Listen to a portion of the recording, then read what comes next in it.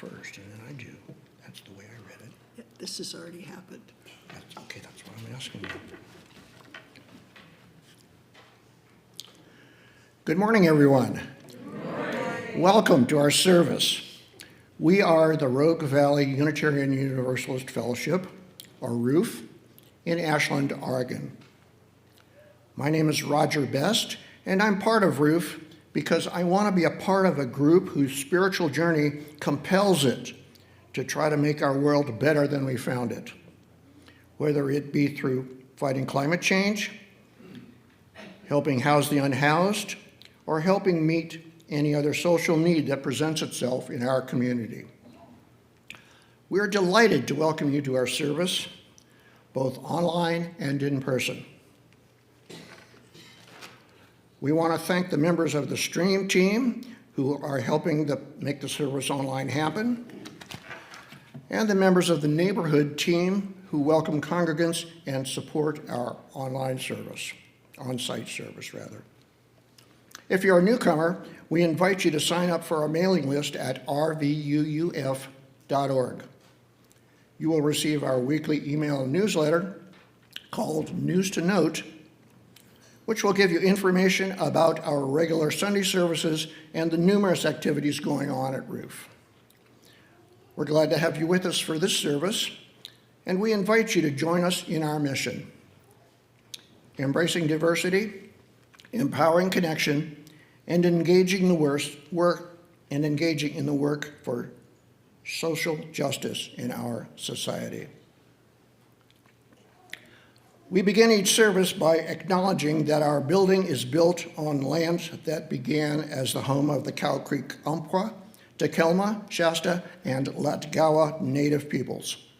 We are firmly committed to fighting for the worth and dignity of Indigenous people in our community and around the world.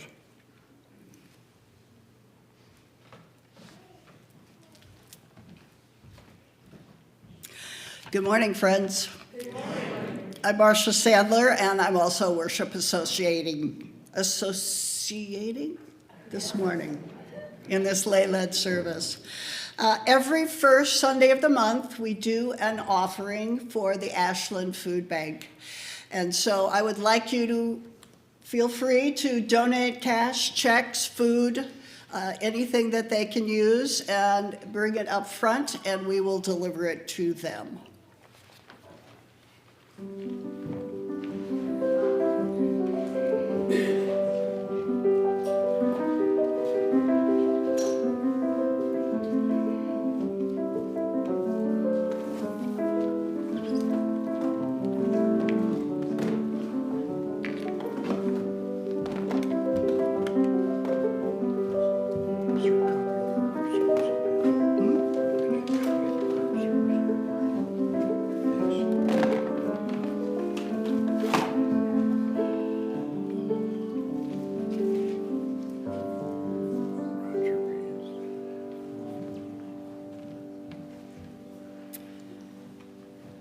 Thank you. This is going to, as you know, a very good cause.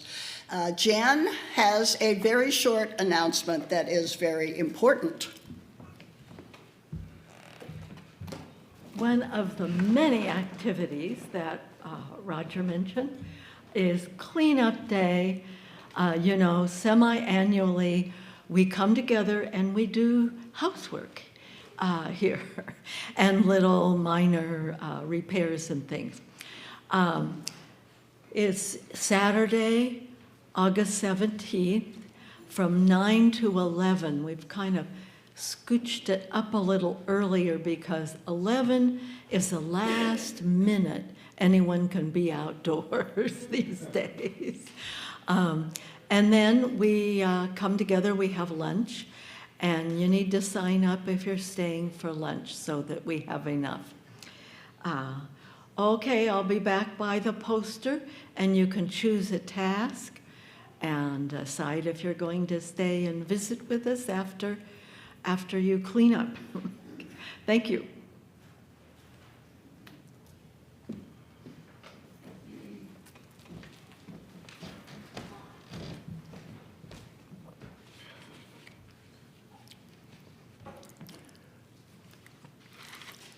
May we be reminded here of our highest aspirations and be reminded to bring our gifts of love and service to the altar of humanity. May we know once again that we are not isolated beings, but are connected in mystery and miracle to the universe, to this community, and to each other.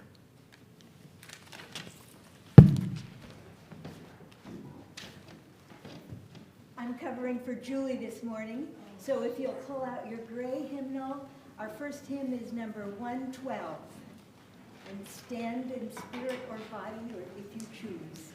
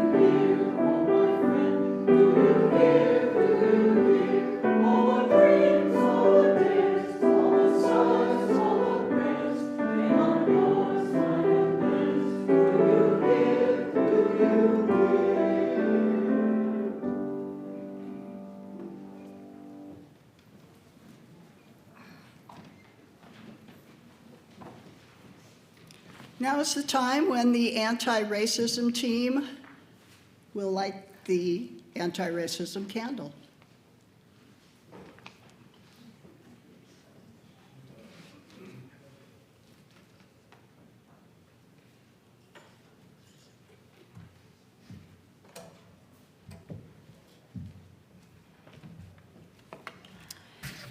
Patricia Burkhart will be lighting the yellow anti-racism candle this morning. And I am Mitzi Loftus. This is the third time I've been privileged to speak at this time from the point of view of a member of a minority. And from week to week, you hear from us. And if you would like to join us, we continue our study every first and third Saturday morning via Zoom. So I invite you to join us if you care to. I often feel and wonder how white folks feel about being told, accused, pointed out for your feelings, your ideas, and most of all, your racist actions. Guess what? I'm fully aware that people of color or minority groups also harbor such attitudes, feelings, and ideas, and are also guilty, if not, or hopefully, innocent. So I'm going to invite you, there's so few of you, I feel like I'm teaching my Sunday school class in the First Christian Church in Eugene in the 1950s, except you're too spread out.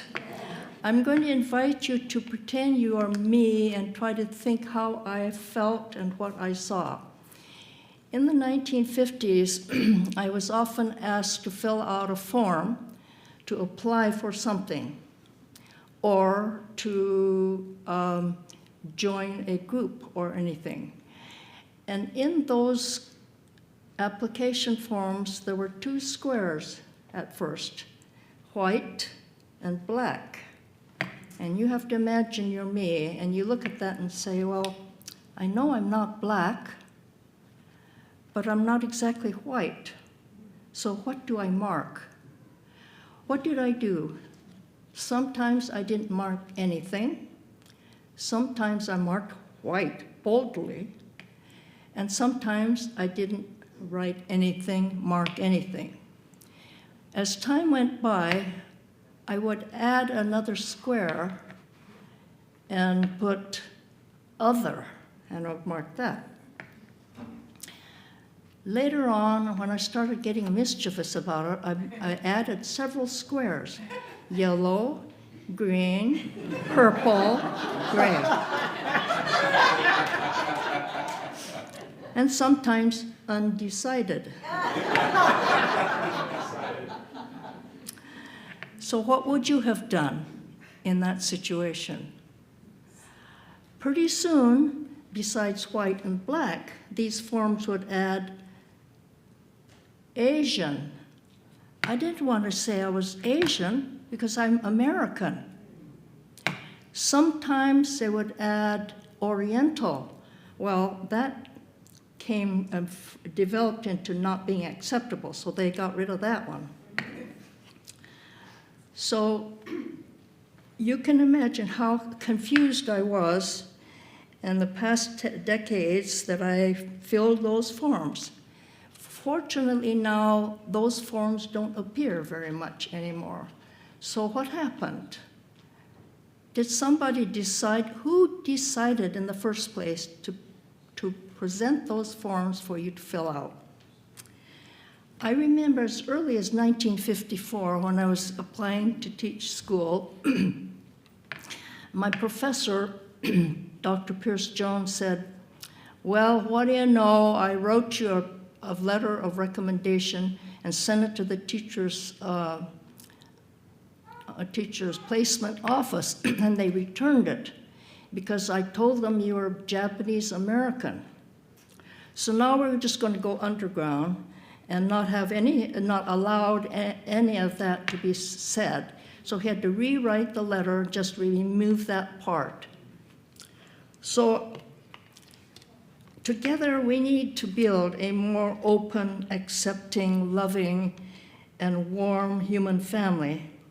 And to this, we light our weekly candle to remind us of what we so easily forget.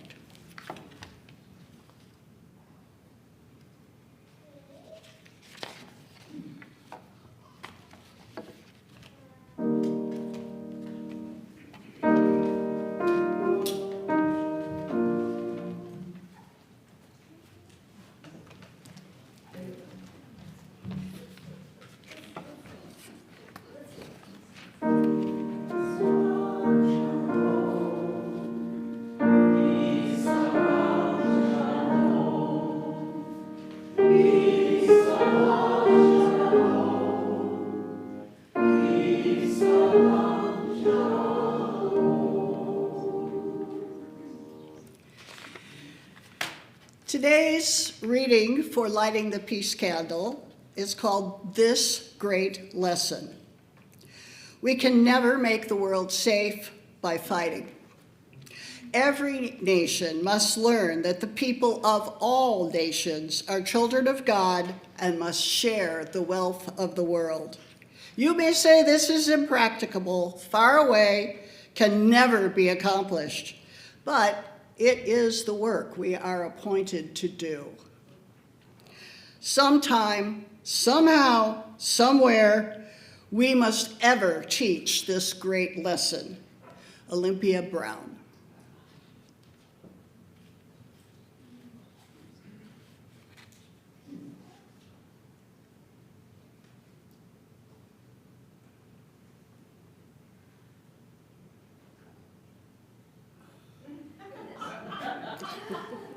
It's like one of those birthday candles that doesn't go out.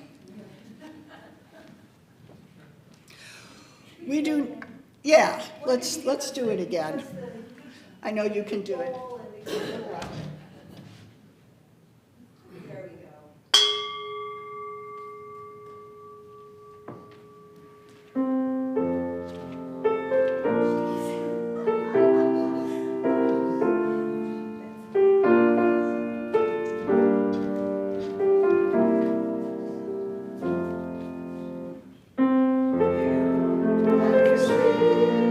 To you I give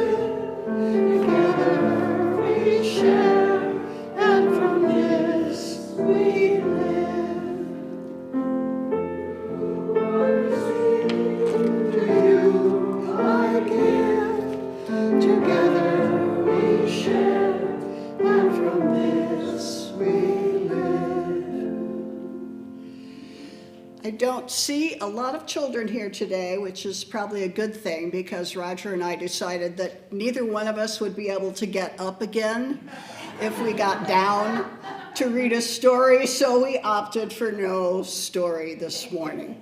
However, let's sing the children out who are here. May your mind be open to new learning. May your lips bring truth into the world. May your hearts know love and your hands do the work of justice as you go your way in peace. As you go your way in peace.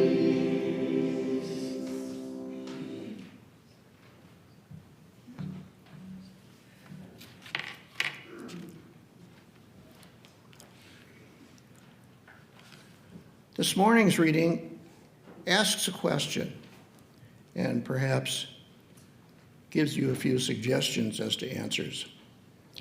The question is, we're working on homelessness, but besides homes, what do you believe homeless people need the most? Here's some food for thought from the internet by wise observer Patty Huggins Dietrich. The homeless need compassion, dignity, to be listened to feel as though they matter, to not be looked at with indignation and disgust. They need a smile. They need to be seen. Try this. Talk to them. Ask them what they need. You're better off buying one pair of good shoes than spending money to make 20 blessings bags or something like that they don't need. Ask them if they'd like a cup of coffee on a chilly day and bring it to them, perhaps with a sandwich. If it's raining, offer your umbrella. If you have nothing to give, talk to them. Ask them how their day is going. Introduce yourself. When you're homeless, you become invisible, particularly invisible when carrying a sign. No one will even make eye contact with you. A friendly hello can be a gift indeed. If you want to give smaller items, canned food is good: Vienna sausage, sardines, even Pop-Tarts. Fruit roll-ups, or try dark socks, underwear, gloves, a hoodie, a gift card for fast food, a bus pass, laundry tokens, a slicker if you're in a rainy climate. I like to ask what they need. You might be surprised as to what they respond. I've been asked for a specific dog food, Patty says, a small gift for a granddaughter, a flashlight, certain sized batteries, a hairbrush, all kinds of things that I would never have thought about. And at the very least, offer kindness. It costs nothing but can mean everything.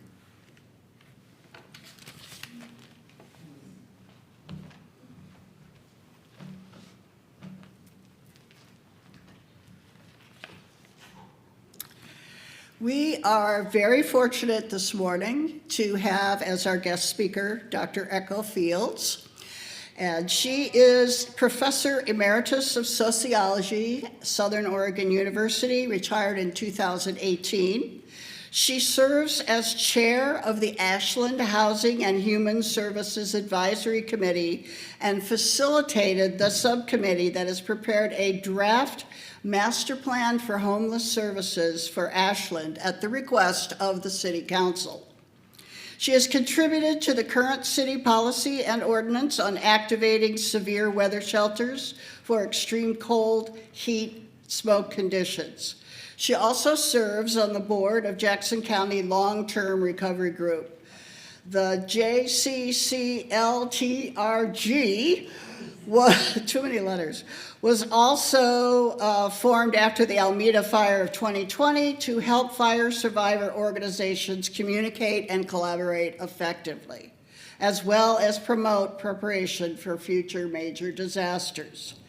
Originally from Oklahoma, she earned her doctorate in sociology from the University of Oregon in 1984. Her PhD dissertation focused on how news media constructed narratives of the formative years of the new Christian right, the fundamentalist Christian political movement that continues to dominate conservative discourse 50 years later. She has for decades tracked the role of both social justice and conservative religious social movements in shaping social policy. It was great pleasure. I will ask our speaker to take the pulpit. Thank you, Marcia. Gosh, that sounded far more impressive than I feel. So what I've been working on, what a number of us Citizen Advisory Committee folks, purely volunteer, have been working on since January is this document. It's the draft master plan for homeless services for the city of Ashland. It's available online. You can find it on the city website. It will be presented officially to a city council study session tomorrow night, starting at 5:30. And if any of you would like to attend that session, you would be extremely welcome, because the more sort of faces we see who are concerned with these issues, the better. Okay, so I'm going to tell you a little bit, some highlights from this report, a little bit about how it came to be, and some suggestions about what faith communities, yours in particular, can do, knowing full well that you've already done a lot. The UUs are kind of a group of folks we count on to be present around these issues. So thank you very much for everything you've already done. So there were 12 members, just purely volunteers, working on this report starting back in January. We were not paid. We figured out that the value of our contributed labor came to about $45,000 had a contract actually been issued. So a lot of hours went into this.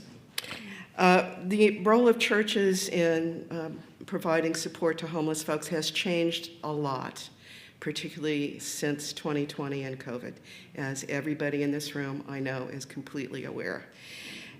We have aging congregations, particularly in the mainline Protestant or sort of non-denominational, in your case, faith groups, and that's affecting the volunteer pool. A lot of folks stopped volunteering because of COVID, and those volunteers have not come back. I'm 71 years old myself, and so I know that aging becomes an obstacle to volunteering as we get older. And then you add to that the impact of economic change. Shrinking congregations means there's less money to maintain buildings and to support programs. So some churches now, Catholic churches perhaps most visibly, are starting to sell off their properties.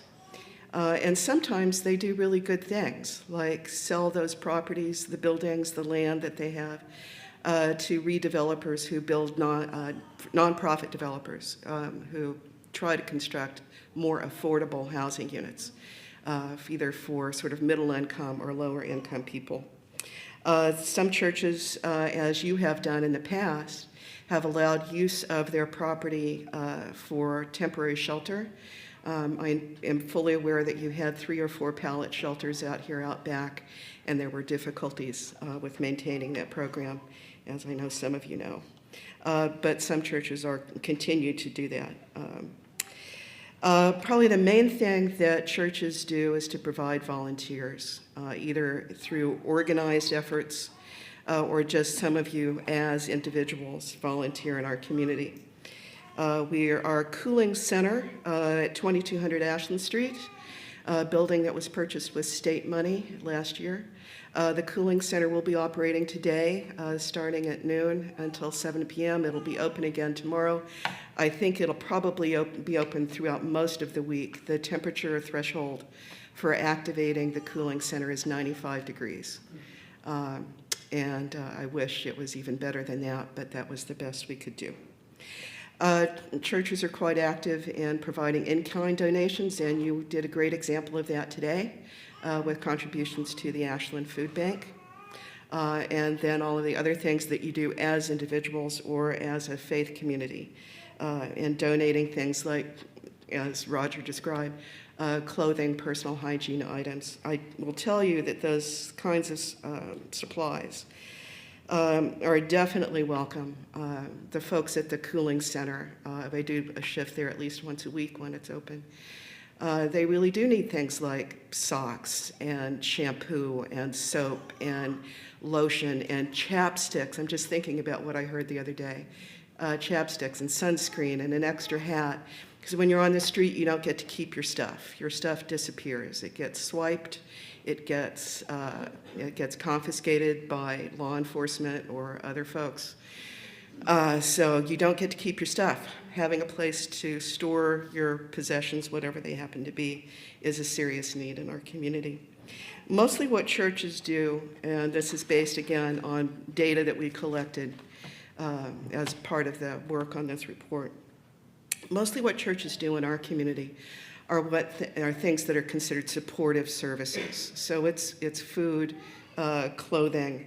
There has been some pushback on supportive services. Feeding the homeless, quote unquote, there's been attempts to either discourage it or criminalize it in dozens of cities since the mid-2000s. Most of those cases have been thrown out of court. I think you might be aware of the case in Brookings.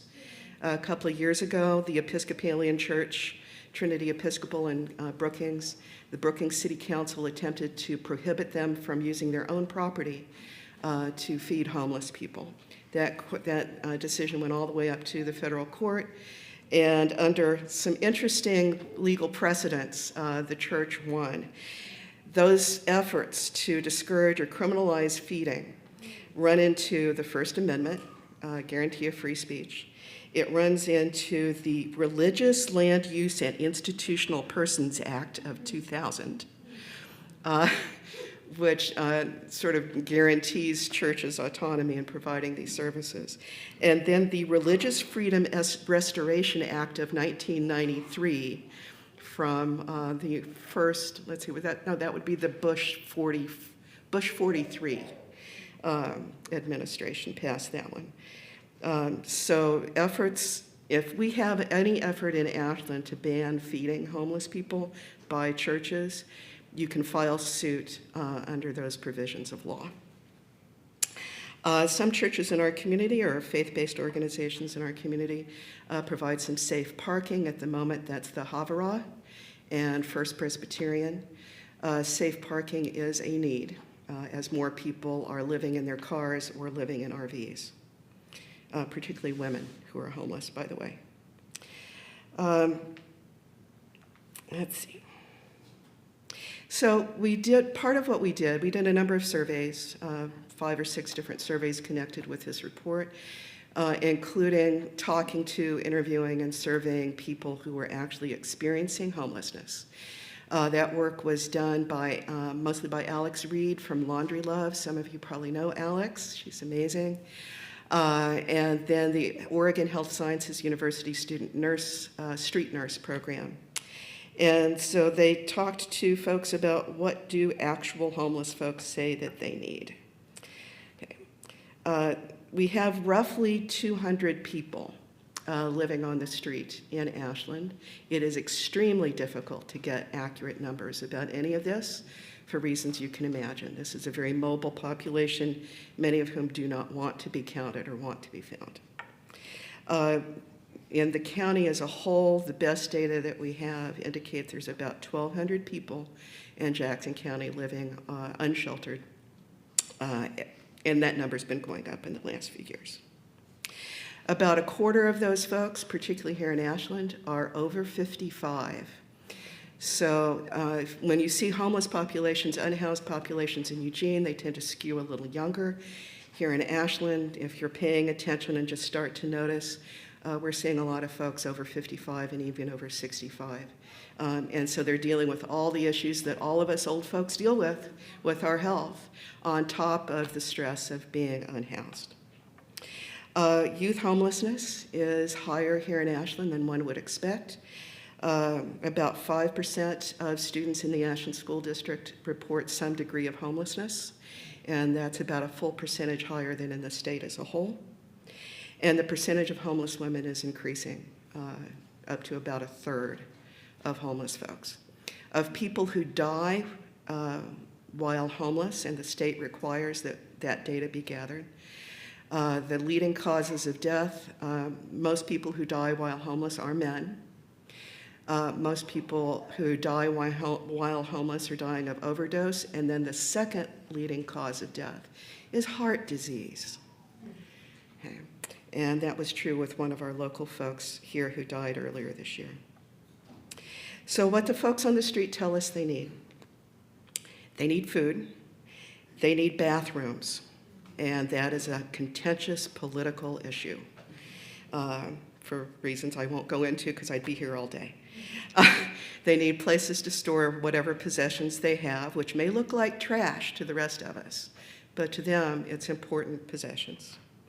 They need charging stations for their electronic devices because you cannot survive on the street now and try to get off the street or try to get support services unless you have a smartphone that works, and you need to be able to hang on to that phone. What folks tell us they would love to see in Ashland is a year-round drop-in respite or day center.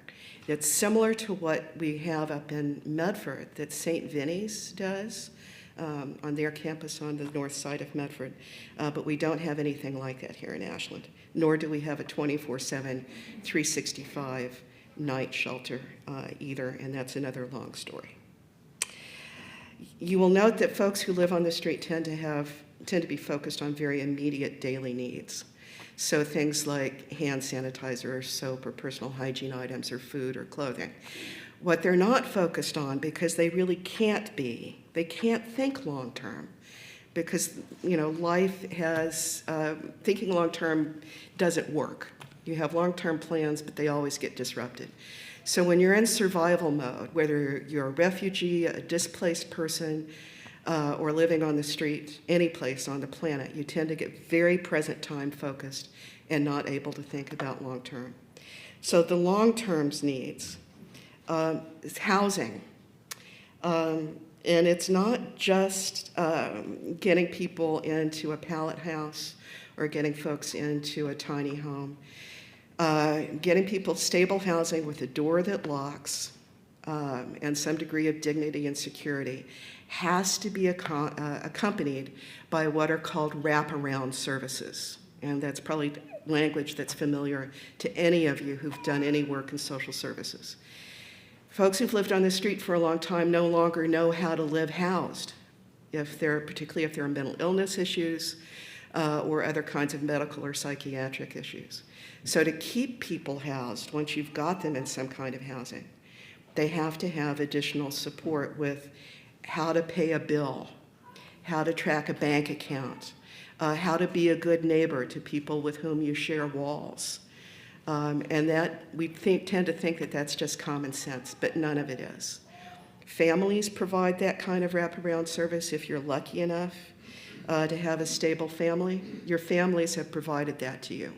Those of you who are parents of children and grandparents of kids, and some of you may be rearing your kids' kids because your kids may be in trouble. You're doing wraparound services. We're talking about folks on the street who don't have that family support for many reasons.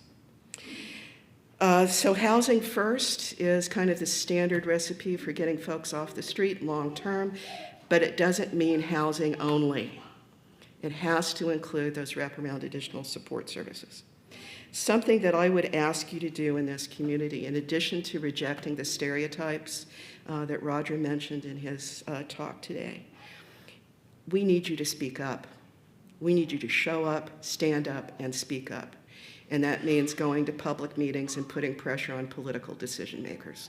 Because what happens with this report is it will be a matter of public policy, it'll be a matter of spending priorities on the part of the federal, state, and local government. So in addition to providing immediate help to folks living on the street, you need to be politically active. In whatever way you feel comfortable doing. It can be social media, it can be writing letters, it can be showing up for city council meetings. It certainly includes voting. And be aware of the positions on homelessness and housing that the candidates you're choosing from, be aware of their positions on housing and homelessness. You do go down some rabbit holes and get into the details on that.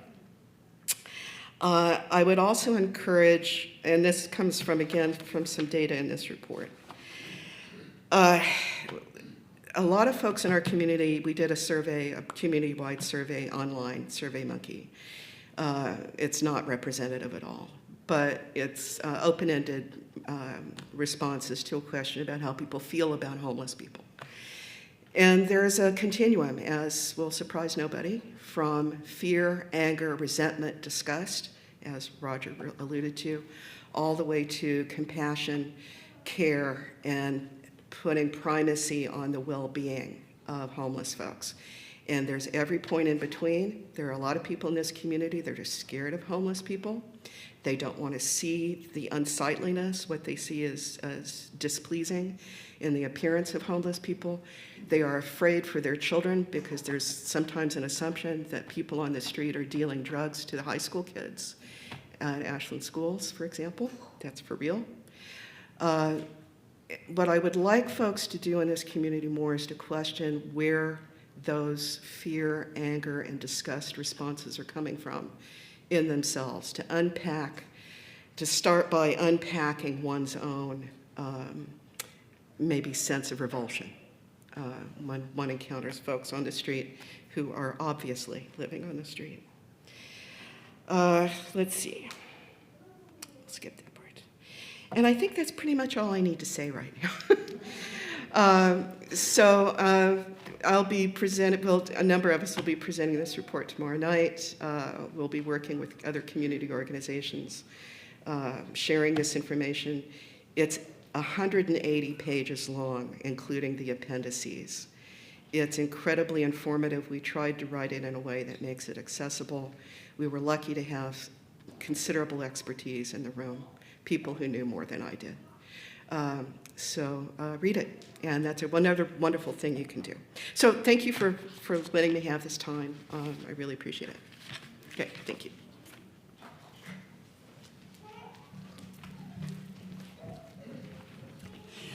Thank you, Echo, for your sharing, and also for all the work that you have put into this area. And I believe you're going to be able to stay a few minutes afterwards. So if you have any specific questions, you'll be able to address those later. Each week, we take an offering to support the mission and the work of our congregation. Your giving is immediately put to work, putting our principles into action in our community and beyond. If you are joining us online, you can mail your gift to 87 4th Street, Ashland, Oregon, 97520. To give online, go to tinyurl.com/roofoffering and follow the instructions there. To give by text, simply text $sign and the amount you'd like to donate to 541-229-4229. If you need support, please contact Reverend Sean using the form on roof.org. We will do our best to help. For these gifts and all the gifts you bring into our community and the world, thank you.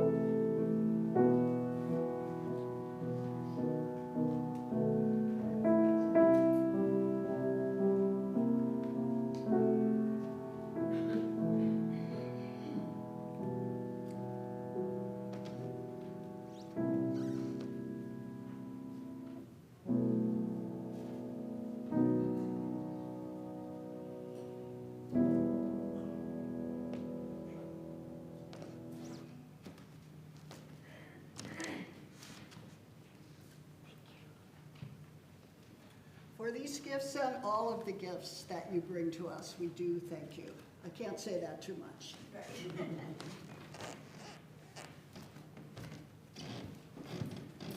And now if you take out your gray hymnal, we're going to sing hymn number 131, Love Will Guide Us.